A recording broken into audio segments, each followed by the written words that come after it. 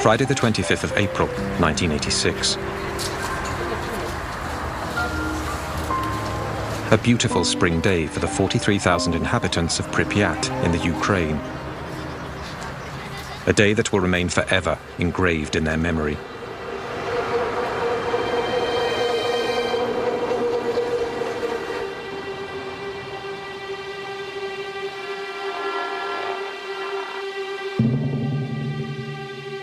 Three kilometers from the city, the Vladimir Ilyich Lenin nuclear power plant, where several thousand people go to work each day. Tonight, the 176 employees of Block 4 have been ordered to carry out a test on a self-fueling system of the reactor, something that could save energy. At 1:23 a.m., the security systems are deactivated and the experiment begins.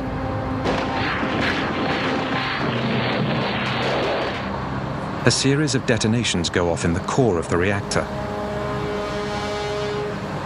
While Pripyat sleeps peacefully, the floor of the plant begins to tremble.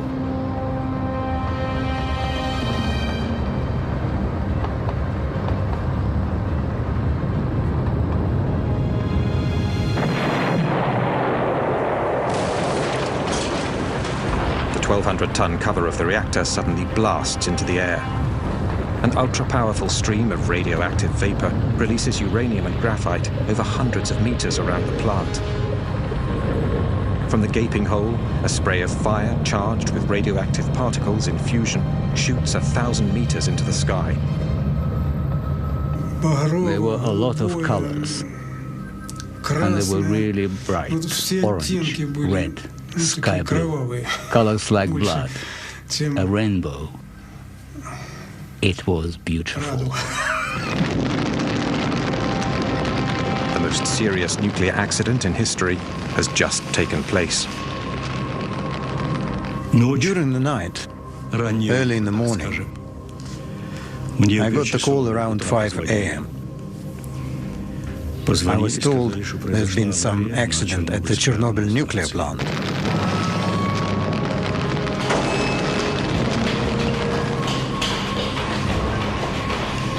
The first firemen on the scene battle the fire without the adequate protective gear. They pour tons of water on this strange fire, but nothing seems capable of putting it out. They are all exposed to lethal doses of radiation. 2 men die that night. 28 more will follow in the next few months. They are the first victims of Chernobyl. Nobody was prepared for such a crisis. For the next 7 months, 500,000 men will wage hand-to-hand combat with an invisible enemy. A ruthless battle that has gone unsung, which claimed thousands of unnamed and now almost forgotten heroes. Yet, it is thanks to these men that the worst was avoided. A second explosion, 10 times more powerful than Hiroshima, which would have wiped out half of Europe. This was kept secret for 20 years by the Soviets and the West alike. Many of these images have never been seen before. They were taken by journalists who were also exposed to nuclear contamination, some of whom later died. Those images tell the story of a hidden war, whose consequences continue 20 years later to worsen the toll of the disaster. This is the true story of the Battle of Chernobyl.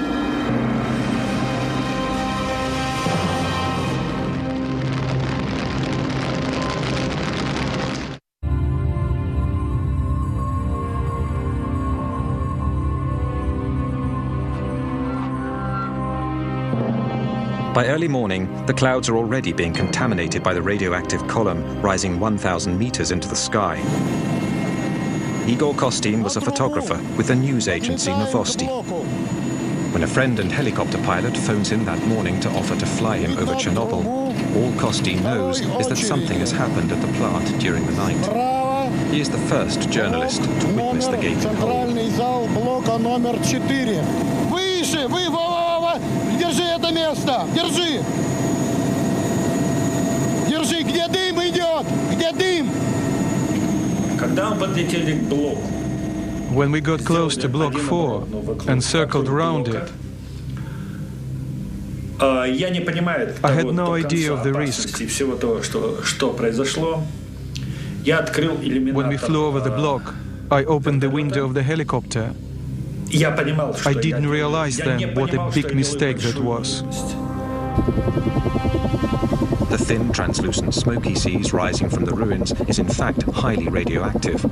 Costin is one of the few Chernobyl reporters on the scene in the early hours of the accident to have survived serious exposure to radiation. When I opened the window, I couldn't hear a thing. The ruins of the reactor were below me. I felt like I was floating in space, like in a tomb, a real dead silence. I couldn't even hear the helicopter anymore. Nothing. A black hole. A tomb and deathly silence.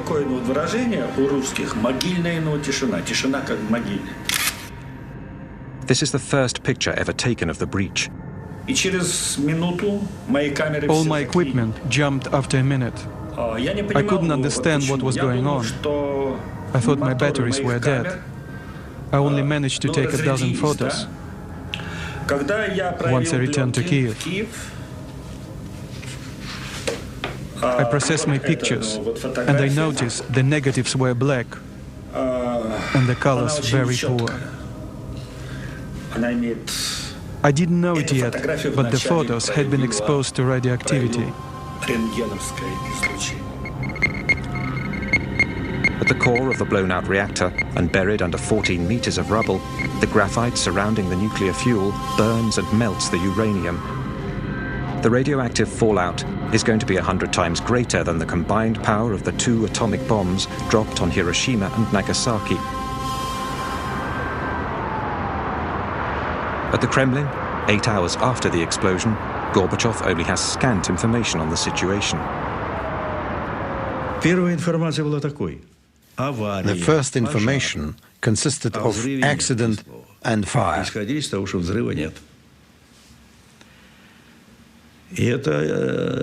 Not a word about an explosion. At first I was told there hadn't been an explosion. The consequences of such false information were particularly dramatic.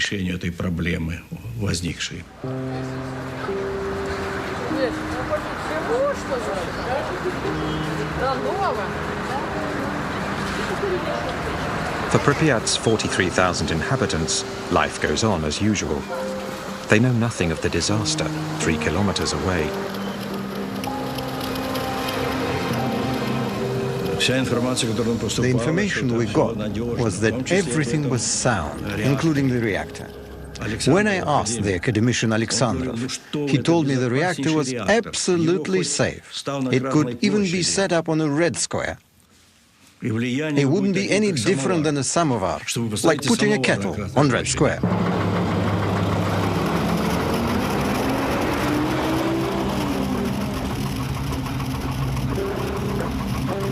There are rumors in the town of a fire at the plant and deaths in the night, but no official information has been released. The white flashes on these images are the results of radioactivity on the film. People in the streets hardly blink an eye at the masked soldiers scattered throughout the city.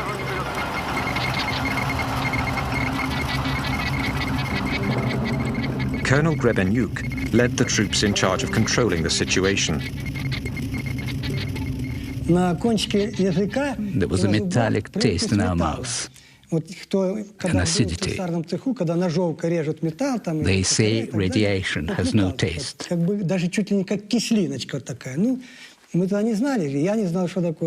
was only later we realized it was the taste of radioactive iodine.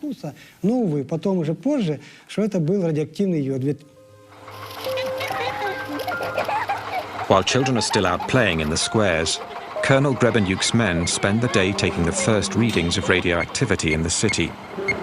In those days, radioactivity was measured in units called rongens. Normal atmospheric level is about 12 millionths of a rongen. In Pripyat, by early afternoon, readings are already over 200 thousandths of a rongen. In other words, 15,000 times higher than usual. By the evening, the level has shot up to 600,000 times above normal. Boulevard Lenin, 200. Boulevard Ukraina, 250 millirongens. And that night, 7 rongens. My subordinates were starting to wonder if the machines were working properly or was someone lying to us. We did not know that the reactor was still burning and radiation was still spreading. This map is sealed in plastic because it's still radioactive.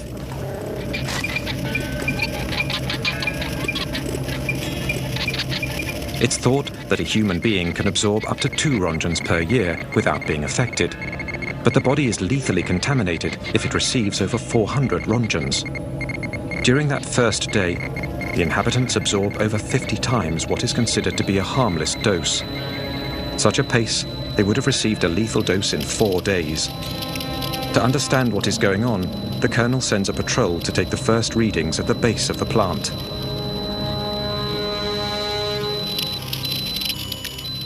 Their first readings were recorded on this map, 2080 rongens. I was worried about my subordinates. How could I send them in there? At these astronomical levels, 15 minutes is all it takes for a human being to absorb a lethal dose of radiation. At the Nuclear Institute, the figures provoke a shock. Such a level of radioactivity has never been seen before. Gorbachev hurriedly creates a governmental commission made up of the country's top experts in nuclear energy. This is led by the academician Legasov, a nuclear physicist of international renown. He immediately leaves for Chernobyl at the head of a scientific delegation. We hoped they would be able to evaluate the situation quickly, but for the first couple of days, they weren't able to tell us anything. It was a dramatic situation. We'd be in session, waiting for information. We were demanding information, but they weren't able to tell us anything. 20 hours after the explosion, the level of radioactivity continues to climb. By now, windows and doors should be sealed and iodine tablets swallowed to counteract the effects of radioactivity. Yet no such orders have been given.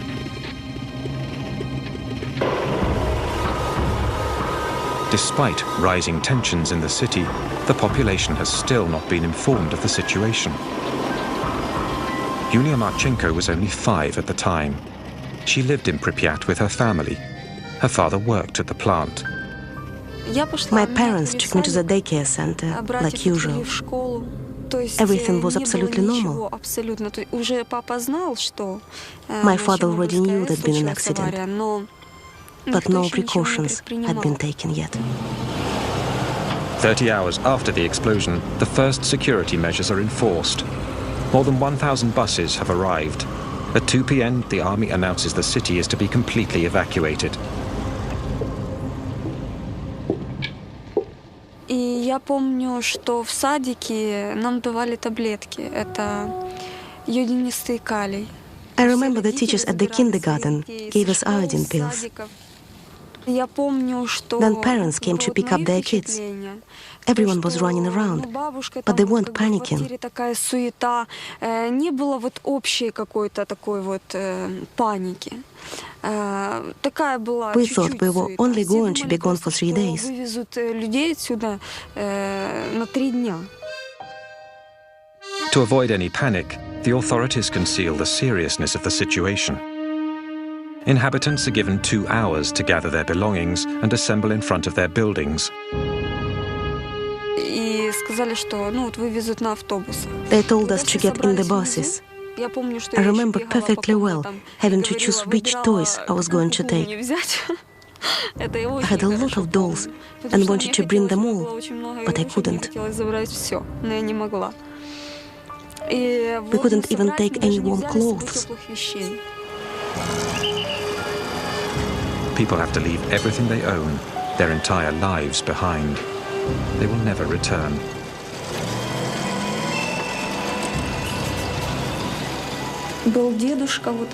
One old man didn't want to go. He stayed behind. They found his body a few weeks later.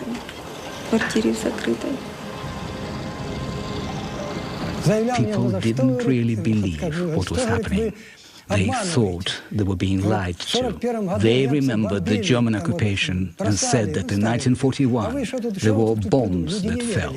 But now there was nothing. The elderly people didn't believe in an invisible enemy.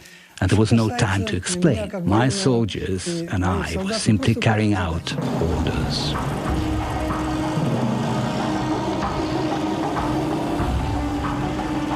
In 3.5 hours, 43,000 people are evacuated tearfully but peacefully.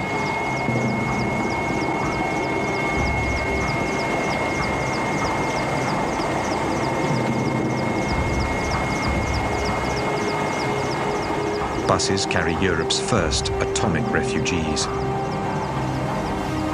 They have been exposed to doses of radiation that may alter the composition of their blood and engender fatal cancers. Ну как я нахожу, что, по-моему, скоро его отмоют. Скоро люди здесь будут жить. Ну еще что вам сказать? Город должен жить. Красивый город. Вот я сейчас смотрю напротив стадиона. Здесь должны дети играть. Ну, без риска, по-моему, нигде нельзя.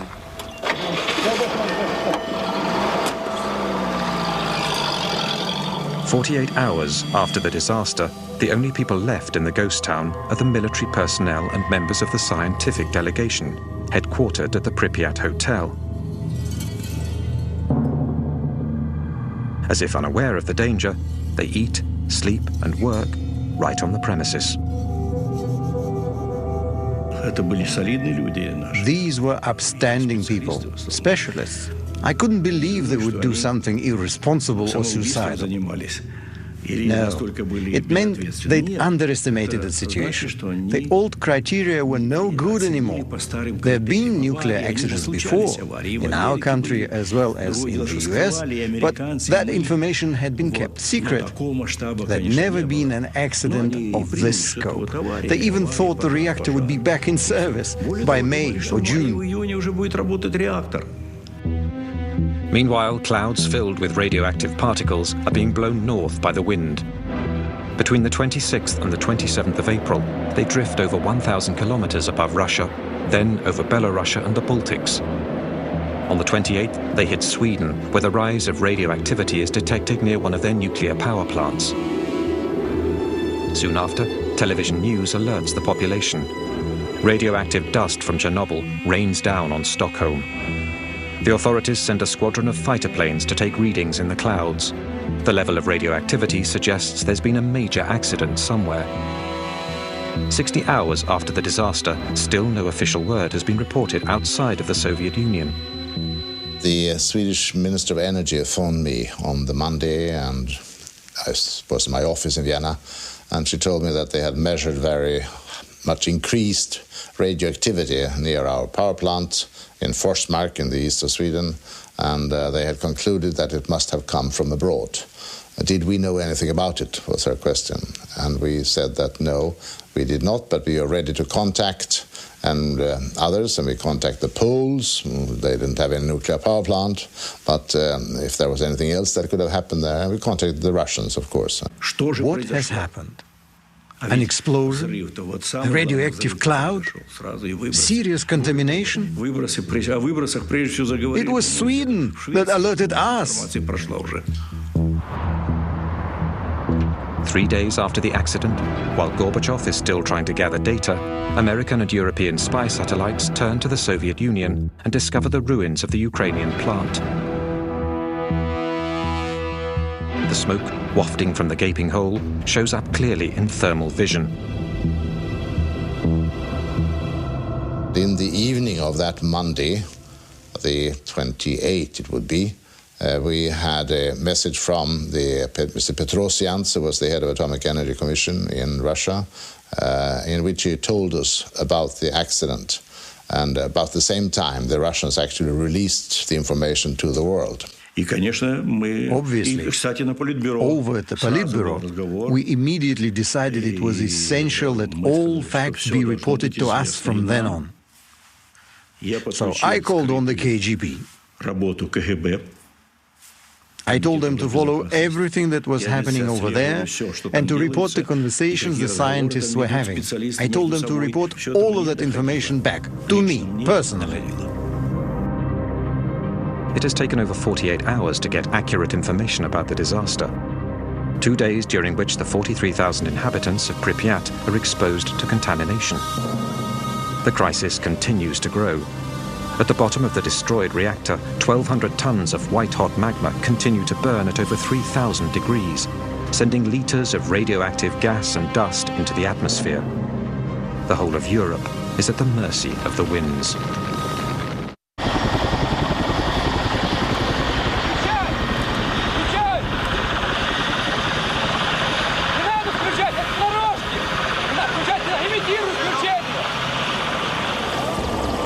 On the third day of the crisis, General Antochkin and his fleet of 80 helicopters are sent from Moscow to fight the blaze and put the fire out.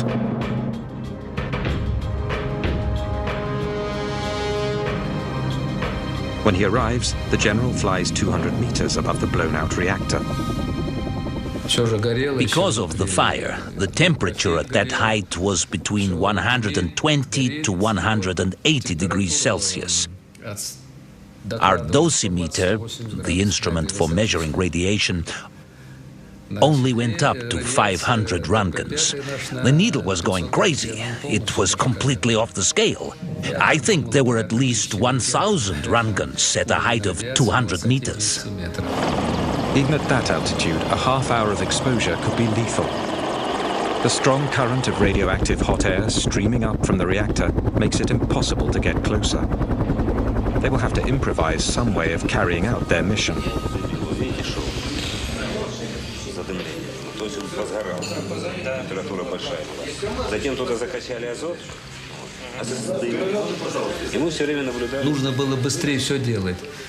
Something needed to be done as quickly as possible.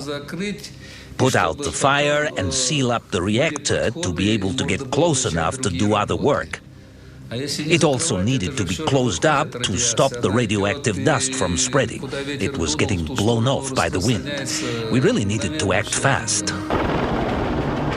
The gigantic ballet begins. Top pilots have been rushed back from the Afghan front to fly helicopters carrying soldiers who will toss 80-kilo sandbags into the blaze with their bare hands. They hope to smother the fire by filling the reactor with tons of sand and boric acid, which neutralizes radiation. The first day, 110 sorties. The next, 300. The radiation level above the reactor is over 3,500 röntgens, almost 9 times the lethal dose. Some of the pilots make up to 33 flights in a single day.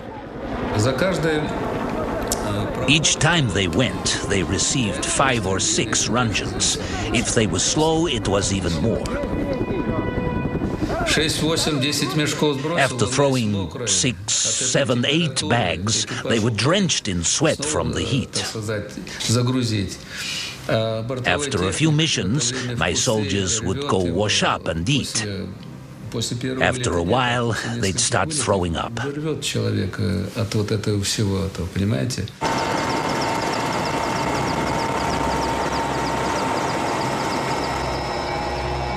Since the crisis began, radiation victims have been sent to Moscow's Hospital Number 6. It has the country's only service, which specializes in acute radiation sickness and illnesses linked to massive doses of radiation exposure.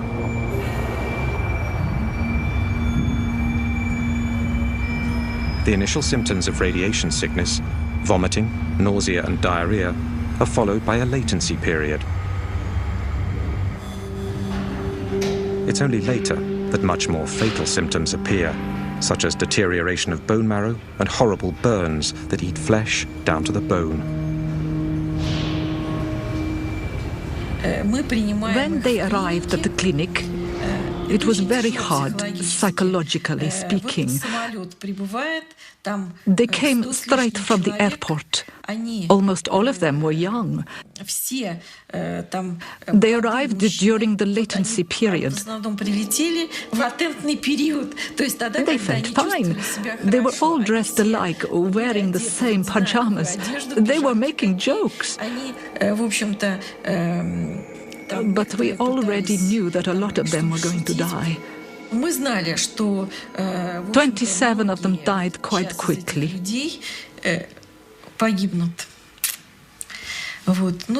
They'd all received huge doses of radiation and were suffering from life-threatening burns. Большие дозы облучения, и особенно большинство из этих людей имели несовместимую с жизнью ожоги радиационные. For 15 years, only the first victims will be acknowledged by the authorities.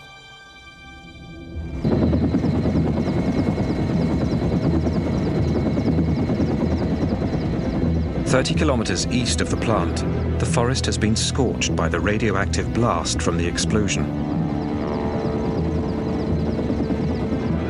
But the disaster area already stretches well beyond.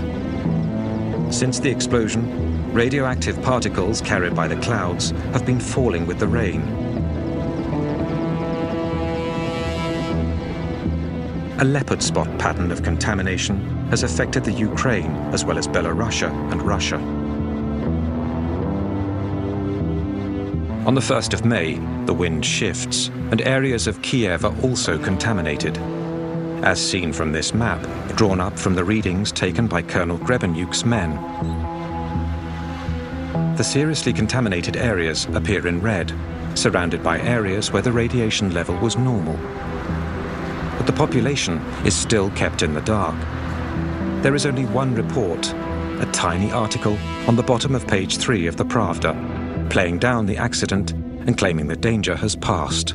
The roof was caving in, and there we were, acting as if nothing was happening. By going ahead with the May Day festivities, it was like the country refused to acknowledge the situation. That was the second phase in the huge Chernobyl disaster. 6 days after the accident, despite radiation levels several thousand times higher than normal, authorities encourage people to participate in May Day celebrations, even in areas they know to be seriously contaminated.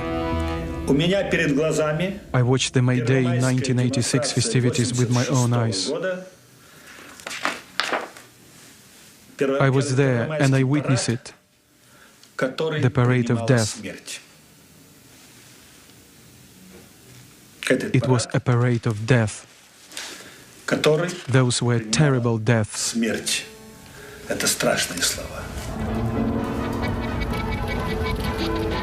Disturbingly, all footage of May Day 1986 has now disappeared from the Ukrainian National Archives. All that remains are Igor Kostyn's photos. Sherbitsky, the first secretary of the Ukraine, also went to the festivities with his family and his grandchildren. It's true that, in theory, that seemed very important to us, to avoid any panic. But had we known how much radioactivity was already in the air? How many were contaminated during the festivities? Not a single study has yet been published. Chabinsky, first secretary of the Ukrainian Communist Party, later committed suicide.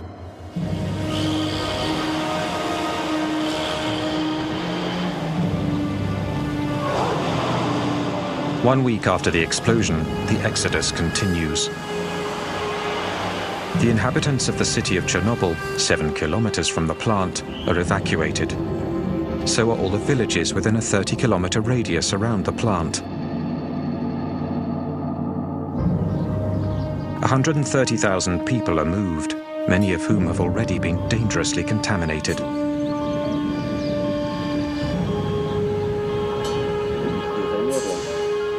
A 300,000-hectare area straddling the Ukraine and Belarus is abruptly evacuated and isolated from the rest of the world.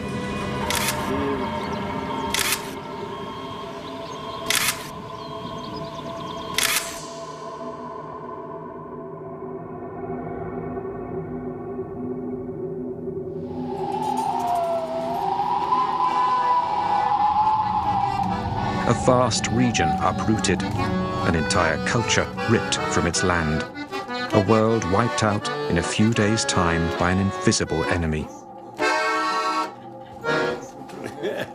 It was worse than a war. Here you couldn't see the enemy. In a war, you see the cannons, the machine guns, the tanks. Here, you see nothing. The radiation is everywhere. It goes right through you. It gets into you, and you only start feeling the effects later, sometimes years later.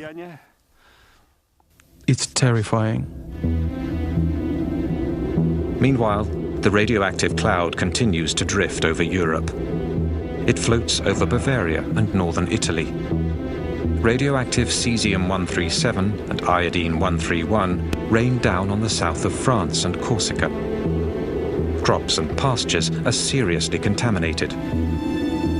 While French authorities deny its presence, the cloud reaches Great Britain and spreads into Greece. In Chernobyl, the level of radioactivity continues to climb. 6,000 tons of sand and boric acid have filled the hole. But underneath this gigantic plug, the white-hot magma continues to smolder. 10 days after the disaster, Gorbachev personally invites Hans Blix, director of the powerful International Atomic Energy Agency, to visit the site. He is the first expert and the first Westerner to visit Chernobyl. Место аварии на Чернобыльской атомной станции. Каково ваше мнение? Что можно сказать по этому поводу? Well, we have seen the site from the air. Видели с воздуха площадку. And we have seen that a little smoke is still coming up from the damaged plant.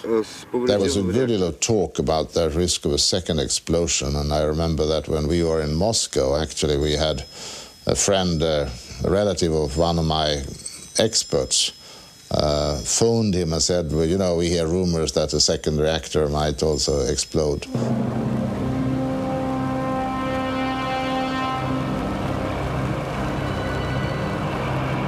At the bottom of the reactor, 195 tons of nuclear fuel are still burning, giving off incredible heat that is gradually melting the sand.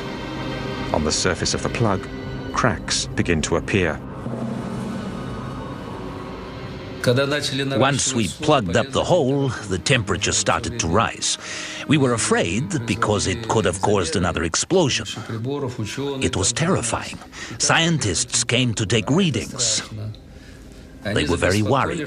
They were afraid the critical temperature would be reached and it would set off a second explosion. That would have been a terrible tragedy. The cement slab below the reactor core is heating up and in danger of cracking. The magma is threatening to seep through. The water the firemen poured during the first hours of the disaster has pooled below the slab. If the radioactive magma makes contact with the water, it could set off a second explosion even more devastating than the first. The country's top experts are called into action. Vasily Nestorenko was one of them. At the time, he was working on improving the Soviet Union's intercontinental nuclear missiles. If the heat managed to crack the cement slab, only 1,400 kilograms of uranium and graphite mixture would have needed to hit the water to set off a new explosion. The ensuing chain reaction could set off an explosion comparable to a gigantic atomic bomb. Our experts studied the possibility and concluded that the explosion would have had a force of 3 to 5 megatons. Minsk, which is 320 kilometers from Chernobyl, would have been razed and Europe rendered uninhabitable. We had to stop the process. If it continued, it would have been an enormous disaster. An enormous nuclear disaster.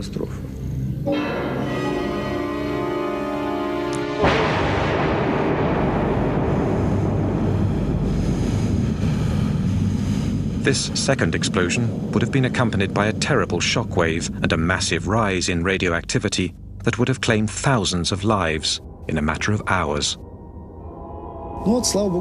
Thank God it didn't happen.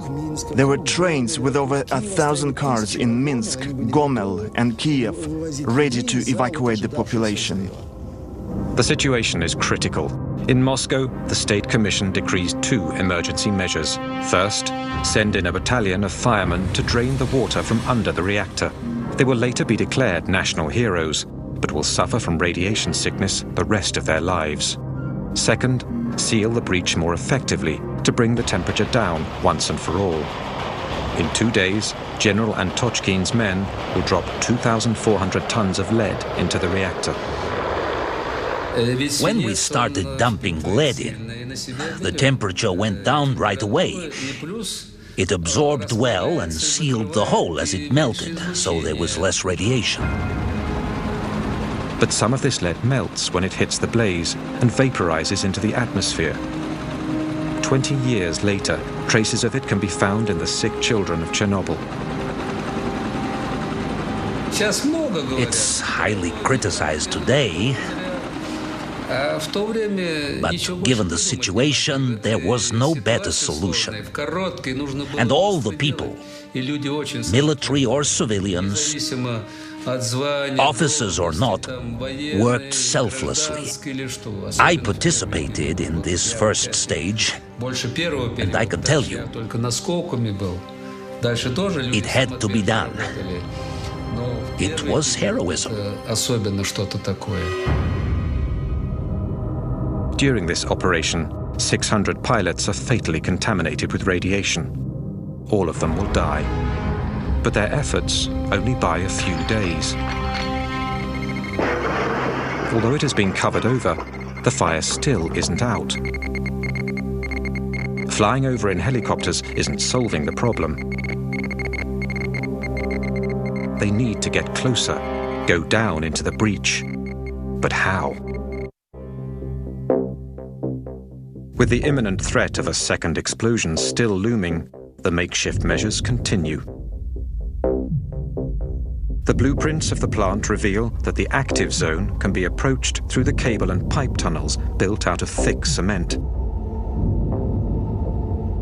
A delegation of technicians from the Kirchhoff Institute venture into the labyrinth. It's tough going. Parts of the tunnels have collapsed in the explosion.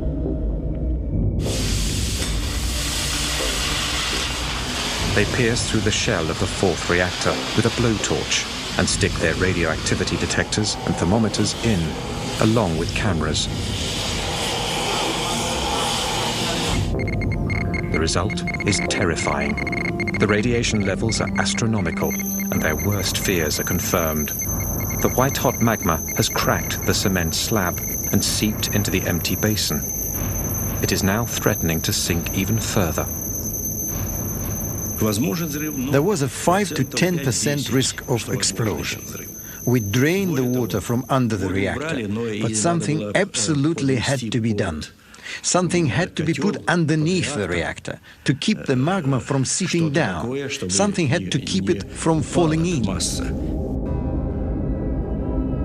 Nothing is stopping the magma from seeping even deeper into the sandy subsoil.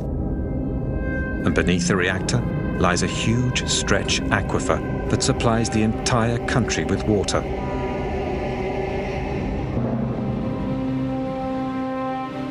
What worried us the most was that the entire mass would sink down and reach the groundwater, which then would pollute the rivers Pripyat, then Dnieper,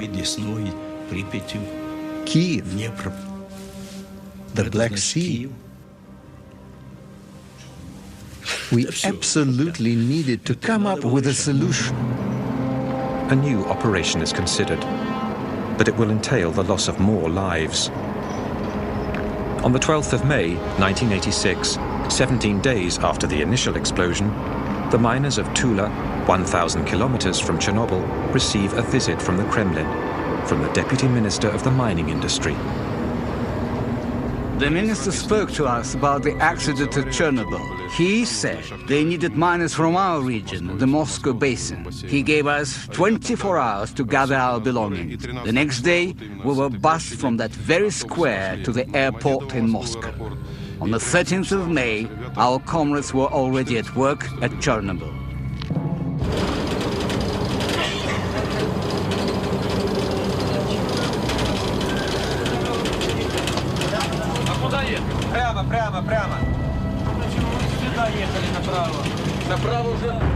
Their mission?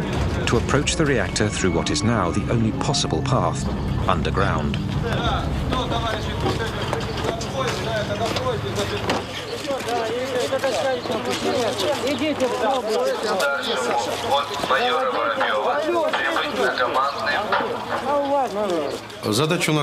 Our mission was this: dig a 150-meter tunnel from the third block to the fourth, a tunnel 30 meters long. Then dig a room 30 meters long and 30 meters wide to hold a refrigeration device for cooling down the reactor.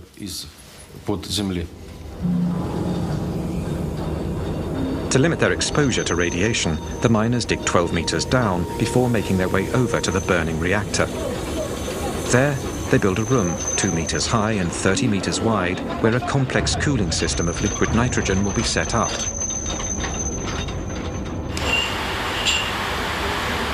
Тебе говорили, что нужен вентиляционный рукав. Ты меня слышишь?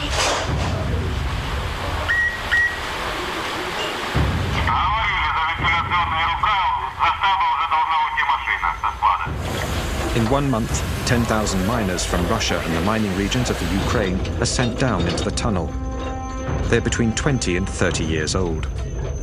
Inside the tunnel, which has no ventilation, the temperature hits 50 degrees Celsius, and radioactivity is at a minimum of 1 rontgen per hour. We worked without any protective gear. The miners couldn't use masks because the filters would get damp after a few minutes. So everyone just took them off and kept on working without them, with our shirts off too.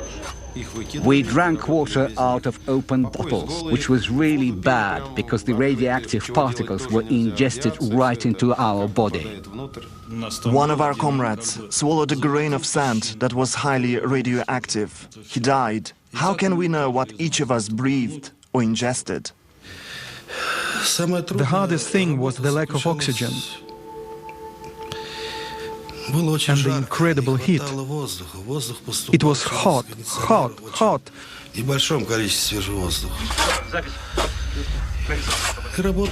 And we had to work really fast, at a crazy pace, faster and faster. That was the hardest. Go, go, go. Battalions of 30 miners relay each other every 3 hours, 24 hours a day. In 1 month and 4 days, they dig a 150-meter tunnel, a job that in a mine would have normally taken 3 months. The most dangerous places were not underground. There wasn't as much radiation below the reactor. But as soon as we came up, we had to run even faster.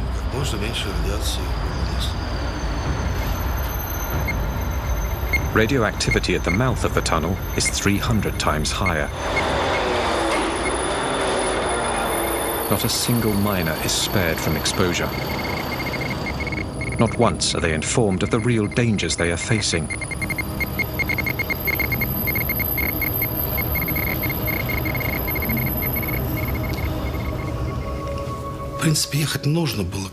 Someone had to go and do it. Us or someone else. We did our duty. Should we have done it? It's too late to judge. I don't regret anything.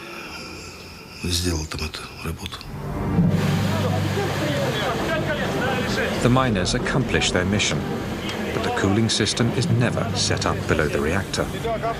The underground room is finally filled with cement to solidify the structure. The official position is that each miner received 30 to 60 rontgens, but survivors claim they received up to 5 times that amount. It is estimated that a fourth of these men died before the age of 40. 2,500 lives lost that don't appear in any official statistic. While the miners are still digging below the reactor, Hans Blix, with Soviet authorities, organizes a press conference in Moscow. Let me say that on behalf of the IAEA, we have expressed profound regret at the tragic accident, the loss of lives, and the damage which has been caused. We have now agreed with the Soviet authorities to come to Vienna for a post-accident analysis. In front of 500 journalists from all over the world, he announces an international conference that will be held in Vienna, where the Soviets have agreed to share all their data on the disaster. To analyze the accident. The most important effect of the press conference was that the Russian people felt that we can believe these guys. They were used to having a government that they didn't believe one word in, and accidents and disasters were usually suppressed. They didn't inform about them. So what they'd heard about this was just kept them worried that it might be even worse. It was bad enough, to be sure. But they felt that, yes, these guys we trust. So this was a victory for glasnost. The Soviets agreed to cooperate fully with the West, an historic change that begins an era of openness which became known as glasnost, a political victory for Gorbachev, who sorely needs it. Because in Chernobyl, although the fire is now being kept in check, the breach and tons of highly radioactive rubble lie exposed to the elements. It is of the utmost urgency to cover the broken structure and clean up the zone. But for that, more men will be needed, many more men.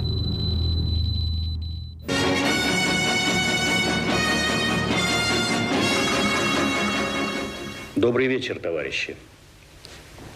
18 days after the disaster, Gorbachev finally addresses the Soviet people. Авария на Чернобыльской атомной электростанции.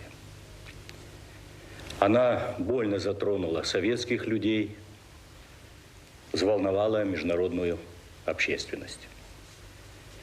Мы впервые реально столкнулись с такой грозной силой, какой является ядерная энергия, вышедшая из-под контроля.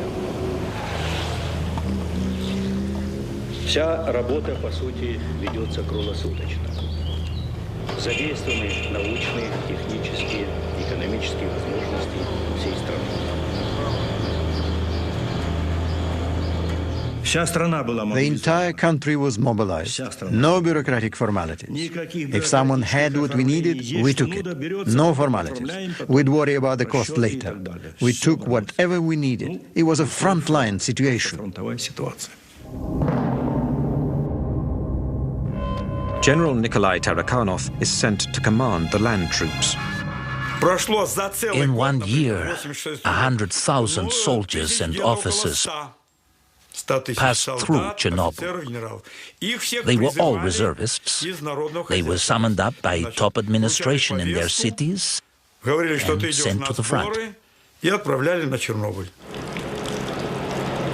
Military personnel or civilians, officers or simple soldiers, all of them are liquidators, a term invented for the Battle of Chernobyl. Their mission? Clean up, liquidate the radioactivity. Сначала ходишь первые дни, прячешься, одеваешь маску, а потом уже забываешь, даже на производстве уже забываешь одевать ее. Уже как дома, чувствуешь себя действительно, привыкаешь здорово. Все улыбаются, все довольны. Водку не продают. Вообще в Москве такой слух был, что на Чернобыль приезжает, водителям каждый день дают 150 грамм этого. Я с женой разговаривал, 150, и рассказываю, говорю, в столовую заходишь 150, выходишь 150. Она, ты хоть закусывай там.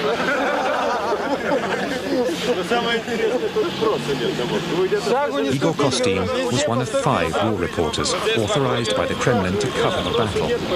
A first in a country that kept everything hidden. 3 of his colleagues are now dead. There were no titles, no ministers, generals or soldiers. No one was saying, I'm a general, do what I say. Everyone was honestly doing what they could. And so the operation named the liquidation of the Chernobyl accident was set in motion. 100,000 troops, as well as 400,000 civilians, workers, engineers, nurses, doctors and scientists from every Soviet republic passed through Chernobyl. The Soviet Union is waging its last major battle. 500,000 people. The troops in Chernobyl were bigger than Napoleon's, but our army got contaminated.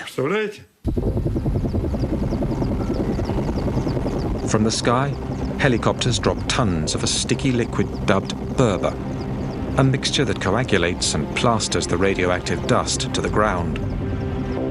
Meanwhile, brigades of liquidators are put in charge of cleaning up the zone and house by house of removing the layer of radioactive dust that covers everything.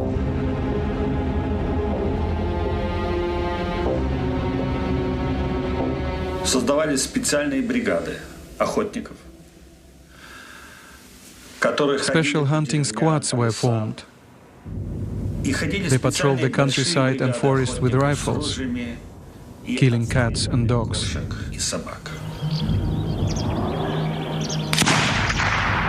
All the animals have to be killed because when they wandered through the highly contaminated zones, their fur soaked up the radioactivity.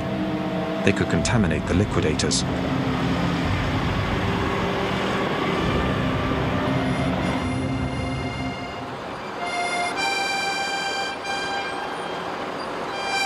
The last villages with people still remaining in the zone are evacuated. The houses are knocked down one by one and buried. At night, the trucks, the machines and the men are covered in radioactive dust.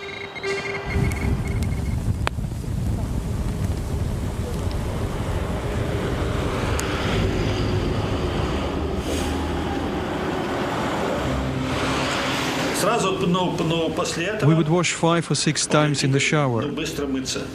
We helped each other. We used a hemp glove and the roughest soap available.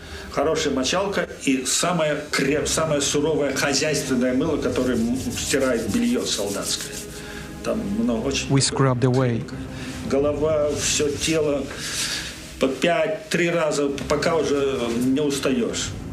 We put on new clothes, then we ate.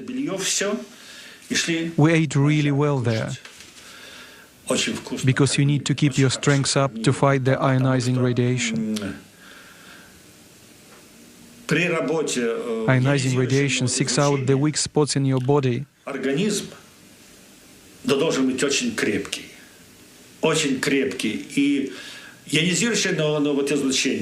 That's where it finds a way in and knocks you out.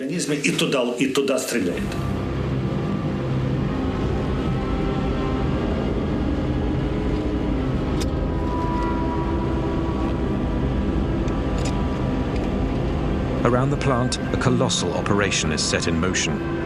It goes on 7 days a week without a single day off. 300,000 cubic meters of contaminated earth are bulldozed into huge ditches and covered over with cement.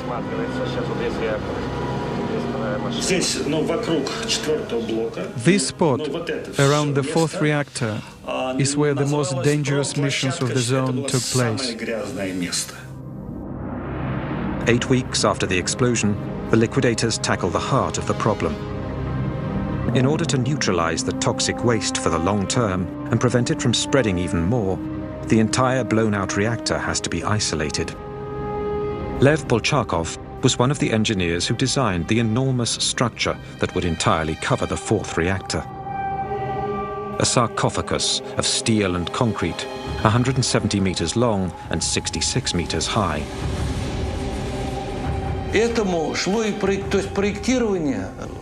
It was one of a kind, a unique project. No one had ever built such a structure in a zone this radioactive. You could only work a few minutes at a time. That had never been done before.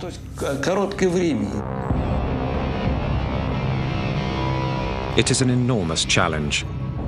How do you build a monumental structure in a place where humans can work for only a few minutes, or even just seconds at a time? This utterly new situation will require more improvisation from the liquidators and put more lives at risk.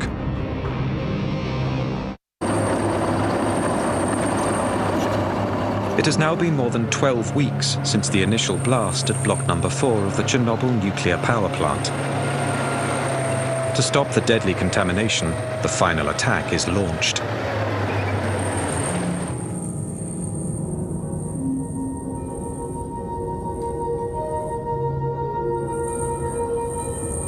Radioactivity in this sector is so high that only remote-controlled machines can be sent in. But people will have to get the machines into position.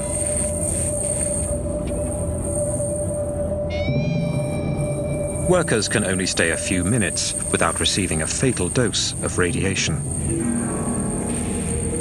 With each second, their lives are more and more threatened. Here's one of the armored vehicles. It looks primitive, but we had to build them ourselves. We lined the cabs entirely with lead to protect our soldiers from the radiation as best we could.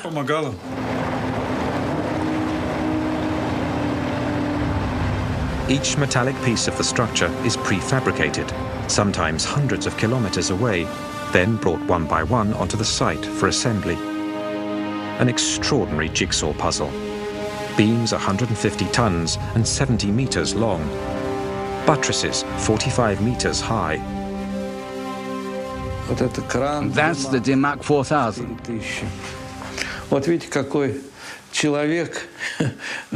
Look at the size of this crane. We couldn't work very long on the side, and there was no room for error. The slightest miscalculation, and it would have been impossible to fit it all together.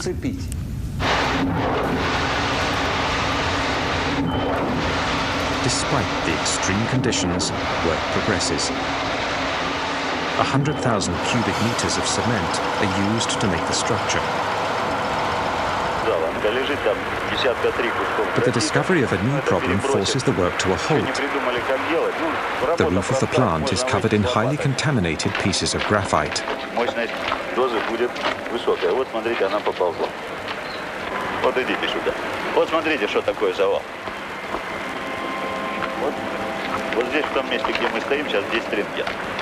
Это будет примерно 1000. Вот около вот этого колпака примерно 200. Все, пойдемте. На сегодня хватит нам. Выходим, пойдемте. И ты тоже выходи оттуда. These pieces of graphite enveloped uranium rods. They've been blown from the reactor during the explosion. One single piece gives off enough radioactivity to kill a man in less than 1 hour. They absolutely have to be gotten rid of before construction continues.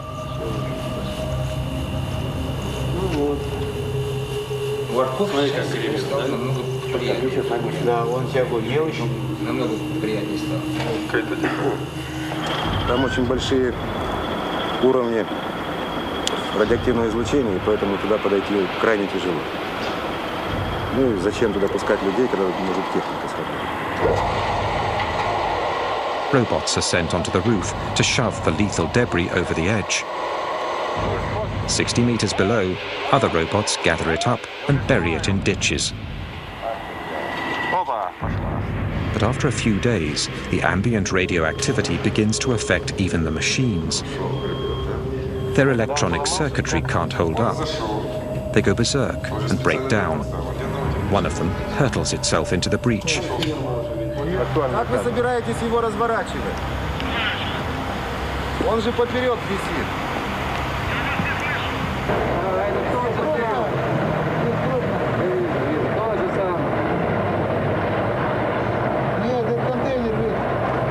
On the roof, robotic machines are no longer an option. Men will have to replace them. Russian soldiers nicknamed bio-robots for the occasion. This battalion of young reservists is preparing to go up onto the roof of the third reactor for the first time. They're between 20 and 30 years old, all of them reservists called to the front for the most dangerous and deadly battle of Chernobyl. No human has ever worked in zones as radioactive as this. General Nikolai Tarakanov is in command of the operation and personally oversees every detail, down to the hand-sewn lead suits that every soldier is forced to make the night before the attack.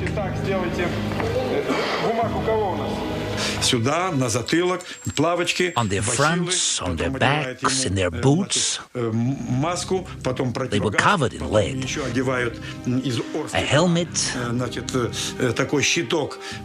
mask to protect against beta rays,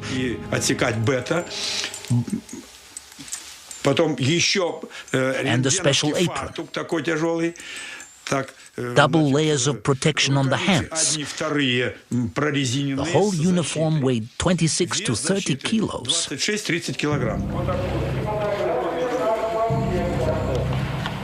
Хорошо, первый вопрос решили. Так, медицинское свидетельство не все прошли?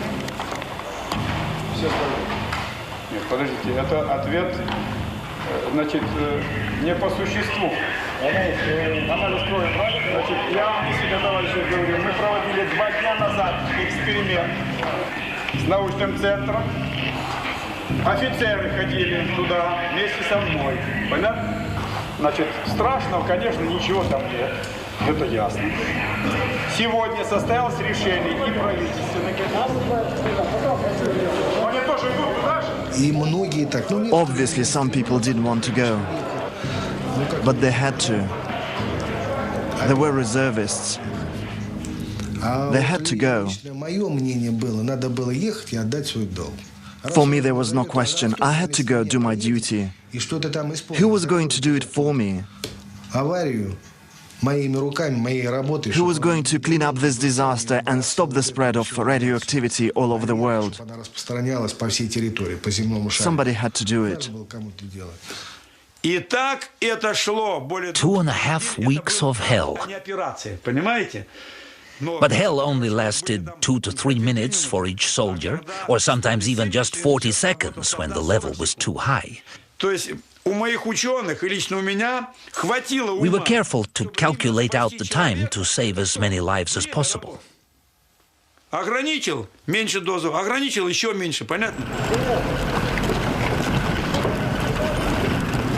When the siren blows, a crew of 8 soldiers rushes up onto the roof, along with an officer.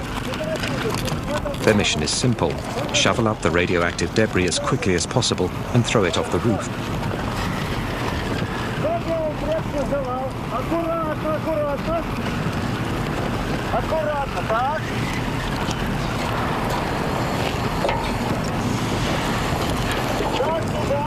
According to General Tarakanov's calculations, the level of radioactivity, estimated to be 7,000 rongens per hour, only allows the bio-robots 45 seconds on the roof, only enough time for a couple of shovelfuls.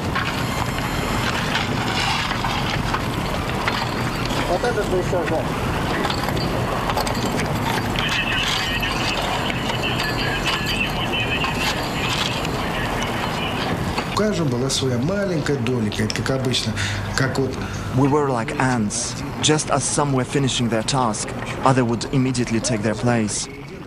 Everyone did their job, no matter how small it was. And that's how, together, we were able to fight the radioactivity.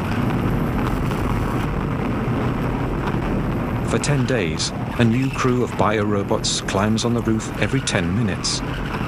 According to military personnel, 3,500 people participate in the cleanup. Some, like Igor Kostin and Konstantin Fedotov, went up on the roof 5 times.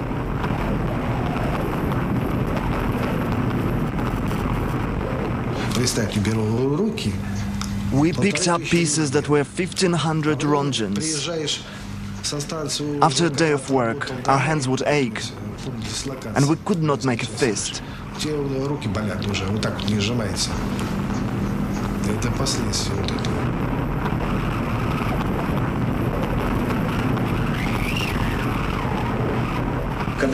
The first time I went up on the roof,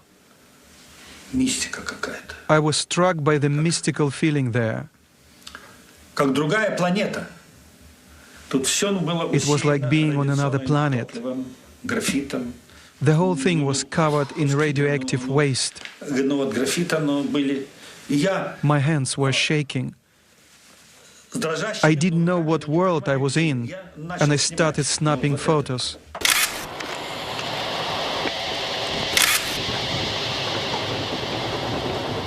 If you look close, you can see traces of radiation on the film. I was holding the camera like this, and it was coming up from the ground, like that. Your eyes hurt, and there was a metal taste in your mouth. Those are the two things you felt.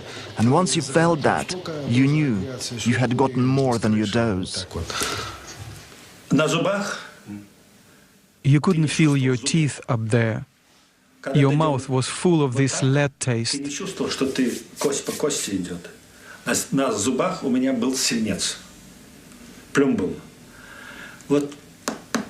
You went like this, but you couldn't hear anything.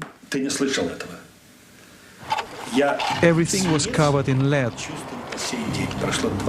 Even today, 20 years later, I can still taste the lead in my mouth.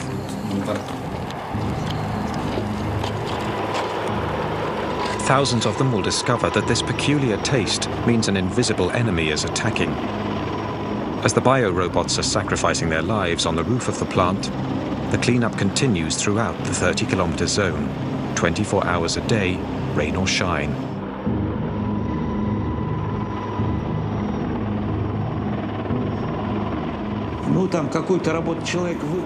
Where normally it would take one man 1 hour to do a job, here in Chernobyl it took 60 people.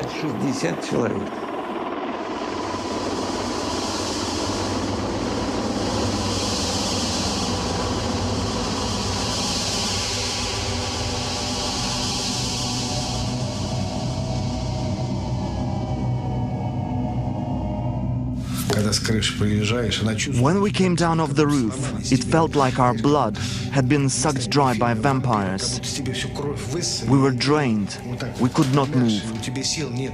Some people would have nosebleeds. The firemen were right there. If someone's nose started bleeding, they got sent to the hospital. If we collapsed, we got sent home. But we wanted to hold out.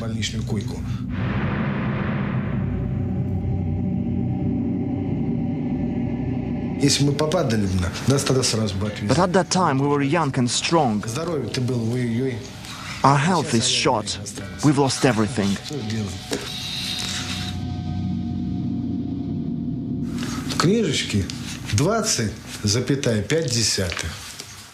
They wrote in my record that we got 20.5 Rongens. But what did that mean? That number was several times lower than the actual dose.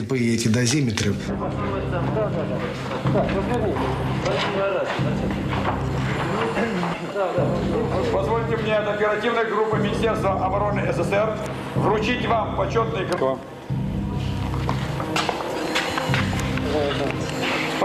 As a reward, each soldier receives a liquidator certificate from the army and a 100-ruble bonus, the equivalent today of about $100 US.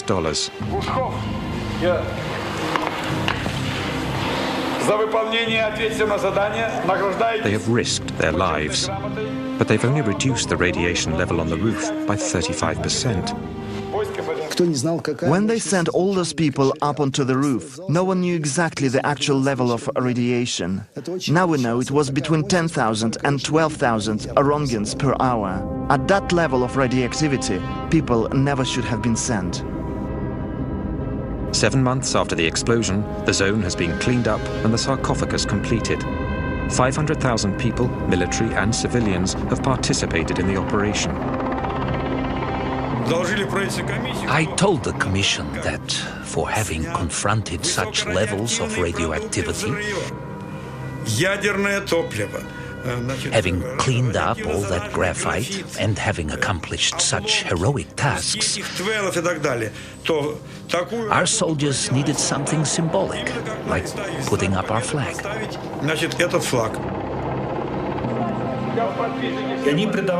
Putting the flag up was like putting the flag on the Reichstag. When the Red Army conquered fascism, For them, the flag was a symbol of their triumph over radioactivity.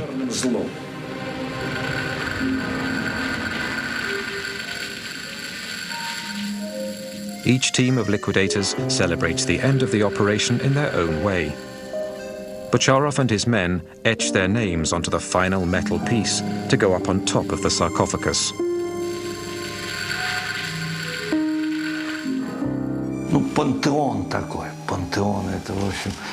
Our sarcophagus is a pantheon, a tomb, a mausoleum, our second mausoleum. After that, we stopped building nuclear power plants.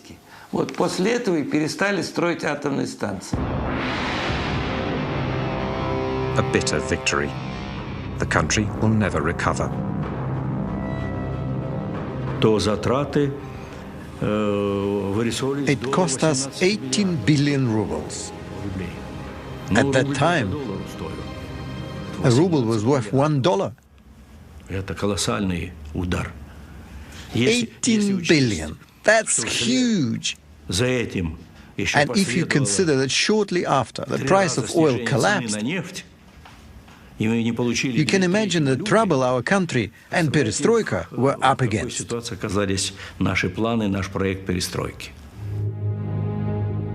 The first snow has started to stick on Chernobyl. For the authorities, this proves the sarcophagus is airtight, at least for 30 years, or so they predict. The liquidators have gone home. Reactors 1, 2, and 3 are back up and running. The First Battle of Chernobyl has ended in a victory that heralded the end of the USSR.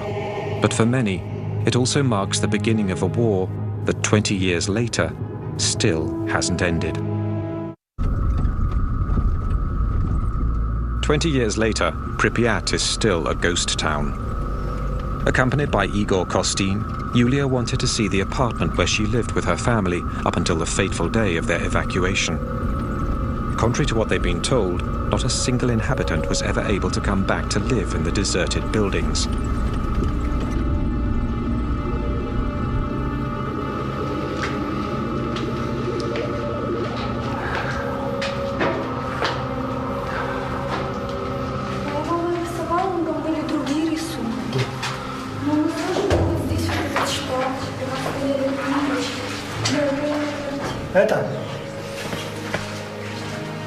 Потрогай стену, раз ты пришла к себе домой.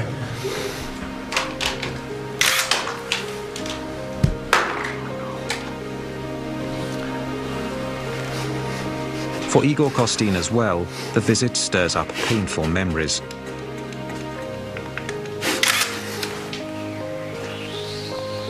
He was fatally exposed to radiation during the 7 months he spent covering the battle. Since then, he's had to be hospitalized for over 2 months each year. Новую энергию в завтрашний день. Родина, как никто, больше дает энергию человеку. Это твоя родина, твоя земля сейчас так впитала всю мощность, что только мы не можем быть отсюда.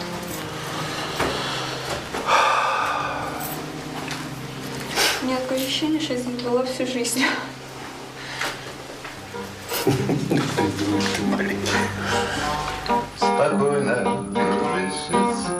For the hundreds of thousands of atomic refugees, as for the hundreds of thousands of veterans from the Battle of Chernobyl, the fight against their invisible enemy hasn't let up. Everyone who went to Chernobyl is still suffering from the radioactivity their bodies absorbed. In the months following the accident, the liquidators flooded into hospitals all over the Soviet Union. 20 years later, those who are still alive continue to frequent Hospital Number 6. They're all victims of what specialists have since named the Chernobyl syndrome.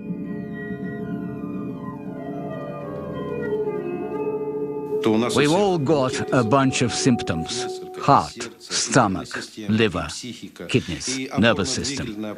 Our whole bodies were radically upset by the metabolic changes caused by radiation and chemical exposure. When the liquidators went back home, they were exhausted, incapable of going back to normal life. 20 years later, Many of those who survived are disabled and unable to work. And the authorities appear to be ignoring their plight by cutting down their welfare money.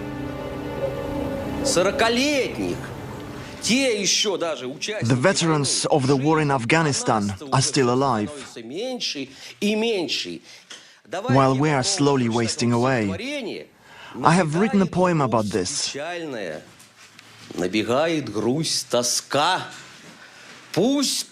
Sadness fills me, nostalgia and anguish.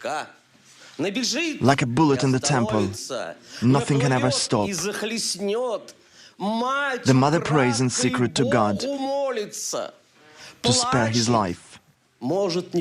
These men weren't even 30 when they were sent into battle the atom.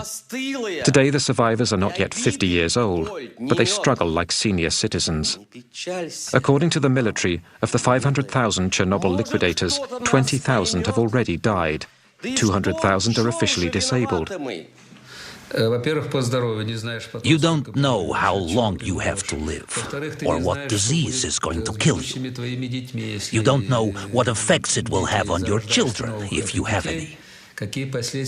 We know all that, and we know the invisible enemy is eating away inside of us like a worm.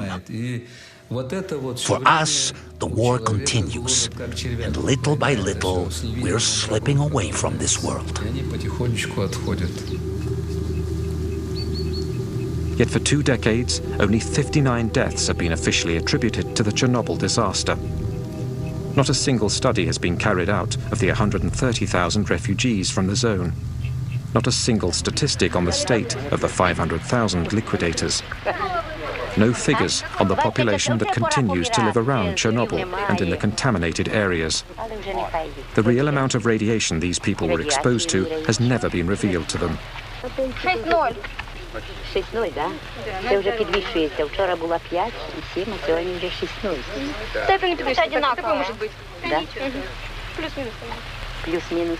Це не таке страшне. Слухайте, до скількох страшне? До скількох?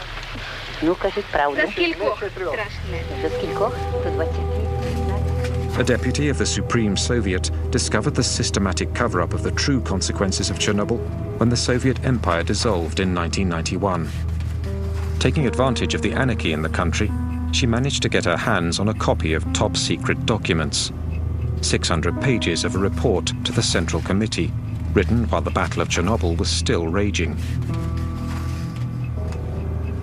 When I read these documents, I discovered everything happened differently.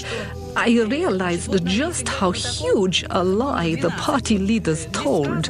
A decree number 12 stated that on the 12th of May 1986, 10,198 people had already been hospitalized. 345 showed signs of radio lesions.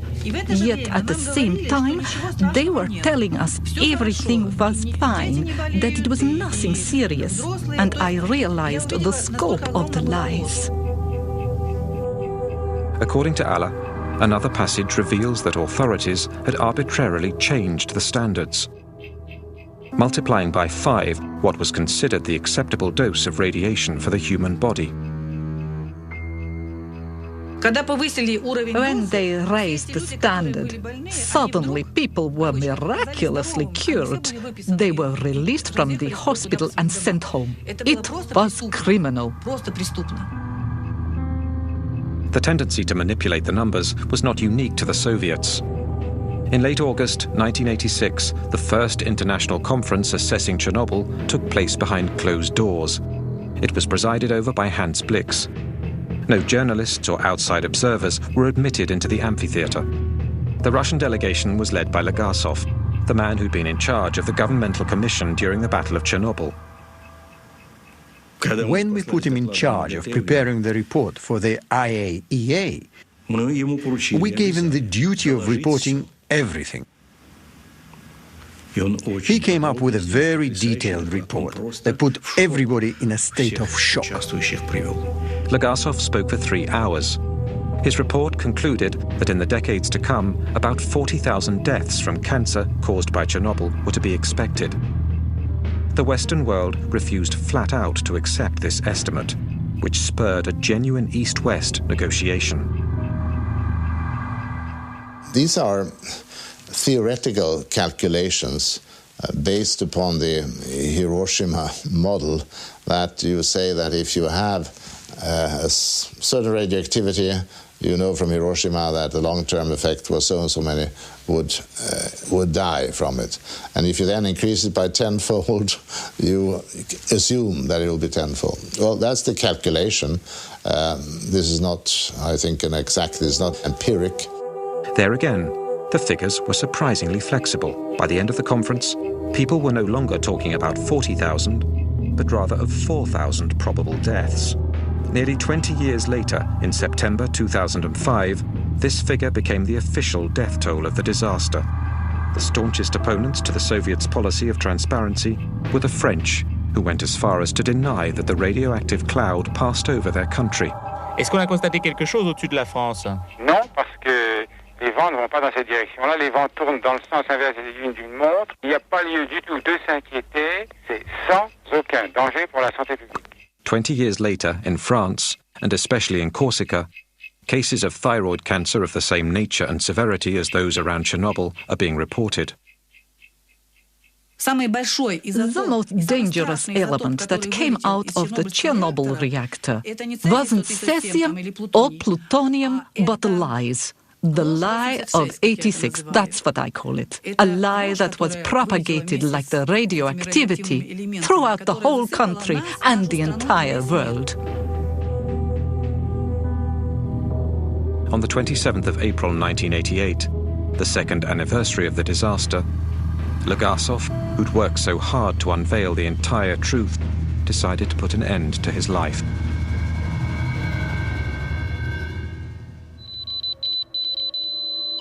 Today, as perfect metaphors of the institutionalized lie, the radioactive particles hurled from the reactor in the explosion continue to poison the land. 20 years after the disaster, the area of Chernobyl remains uninhabitable.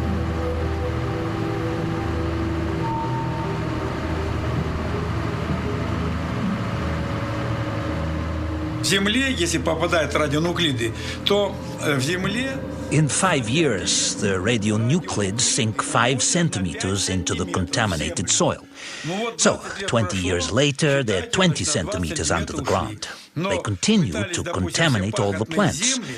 To clean it up, we'd need to remove 20 centimeters of soil and seal it underground in burial sites. And that's too big of a job to do. It's impossible.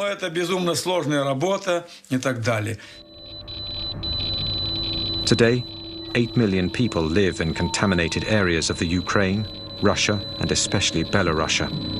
For 20 years, they've lived off the radioactive food that continues to contaminate them little by little. This issue, raised in 1986 by the Soviet delegation at the Vienna conference, has been systematically ignored. And yet, 1,152 children were treated for thyroid cancer between 1986 and 2002 at a specialized center in Minsk. How many in other cities? No global statistics have yet been made public.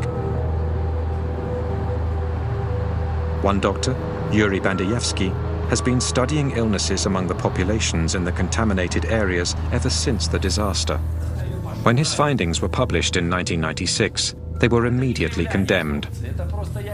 Arrested and officially sentenced for corruption, he spent the next 5 years in jail. In November 2005, he was still under house arrest. Look what happened when the mother was contaminated with cesium during pregnancy. In one single family. Look how many deformations, hair lip, missing eyes, deformed skulls. These embryos come from hamsters that were fed only contaminated grass from the region of Gomel. The result? Entire litters of deformed animals.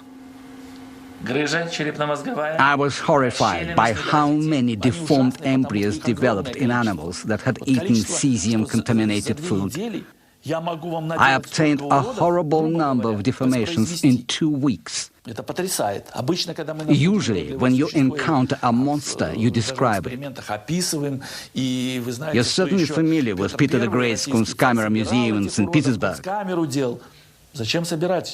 Quite frankly, I myself could create as many monsters as I wanted.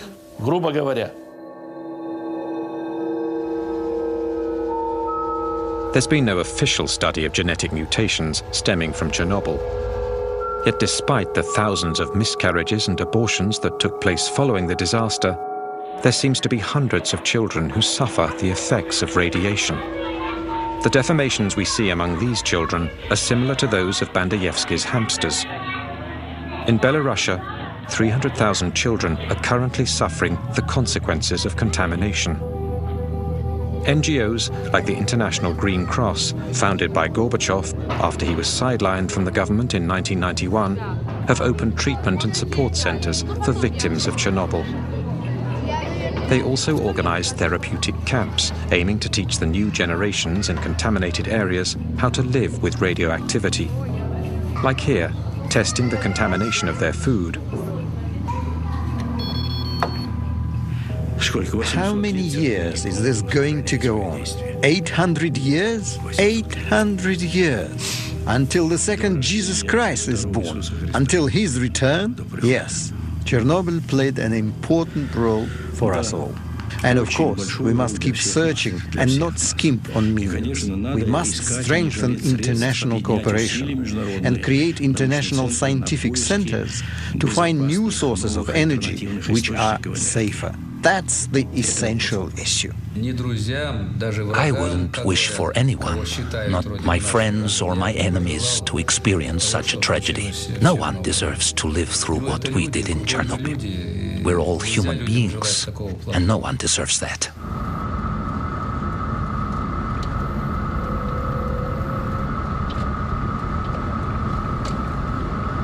In the heart of the zone, 10 kilometers from the nuclear power plant, and hidden in the forest, lies Chernobyl 2. "20 years ago, no one could get near this huge military radar. Moscow's hidden eye meant to spot American missiles.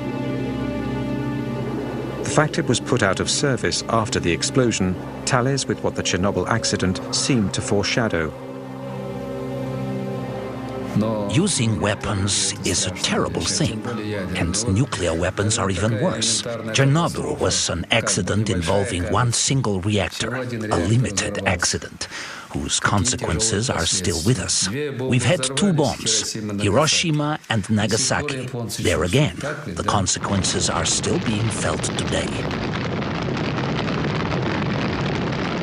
Chernobyl showed us the true nature of nuclear energy in human hands. We'd calculated that our most powerful missile, the SS-18, was as powerful as 100 Chernobyls. The SS-18 was the warhead the Americans feared the most, and we had 2,700 of them. And these were the missiles we'd intended for the Americans. 2,700. Imagine the destruction. Mr. Gorbachev was probably right in saying that Chernobyl was a big illustration of radioactivity let loose. And in this sense, suggested to people more vividly that we ought to do away with the nuclear weapons. A year and a half after Chernobyl, Gorbachev retired all nuclear warheads with a range of 500 to 5,000 kilometers. 10 years later, the Total Nuclear Test Ban Treaty was ratified by the entire world, with the exception of India. Chernobyl marked the beginning of disarmament for the world's greatest nuclear rivals. Chernobyl convinced everyone. Soviets and Americans alike realized once and for all the magnitude of the atomic volcanoes our countries were sitting upon. Not just our 2 countries, but the entire world. The entire world. Yet 20 years later, the Chernobyl disaster and its lessons seem to be fading from memory. Meanwhile, beneath the aging sarcophagus of reactor number 4, the poison remains deadly. Since 2001, the 3 Chernobyl reactors have been shut down once and for all. But 20 years after the explosion, a dosimeter flies off the chart at the base of the sarcophagus. High levels of radioactivity, 100 times above normal, are still contaminating the plant's surroundings. The structure has been weakened by rain and erosion. Since its construction, 3,000 liquidators have been watching over it, trying to ward off damage. We built the sarcophagus to last 30 years, thinking that 30 years after the explosion, we could build a new sarcophagus without people having to run because of high radiation levels. 20 years have gone by and nothing's been done yet, and it's urgent that it gets replaced. But the Ukraine doesn't have any more money. Neither do we. A new sarcophagus is underway, but its construction is already 10 years behind schedule. It is a structure 108 meters high, meant entirely to cover the first sarcophagus. It will cost $1 billion. An international fund led by Hans Blix has been set up. We still have not put the new sarcophagus on it. It will be ready in a couple of years' time. When that is done, well, then they can, in due course, later on remove the masses of spent fuel or of melted fuel which is there.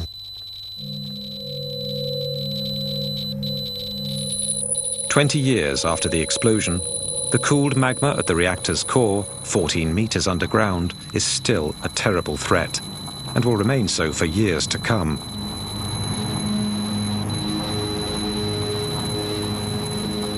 I pray God the sarcophagus never collapses. That would be the worst thing that could happen, because inside there are 100 kilograms of plutonium. 1 microgram is a lethal dose for a human being. That means there is enough plutonium to poison 100 million people. The half-life of plutonium, in other words, the time it takes for half of the plutonium to disappear, is 245,000 years. This is something we could thus consider eternal. There are areas where there will never be life again. Despite this terrible warning, the nuclear disarmament sparked by Chernobyl is clearly coming into question today. If nuclear development for civilian uses is being put forward as a solution to the problems of fossil fuels and global warming, this landscape reminds us that such an option is not without consequences. It requires the greatest caution and clear information on the real risks it presents. Chernobyl also reminds us that if we must live with radioactivity and its unavoidable dangers, we also need to spare future generations from any risk of nuclear apocalypse.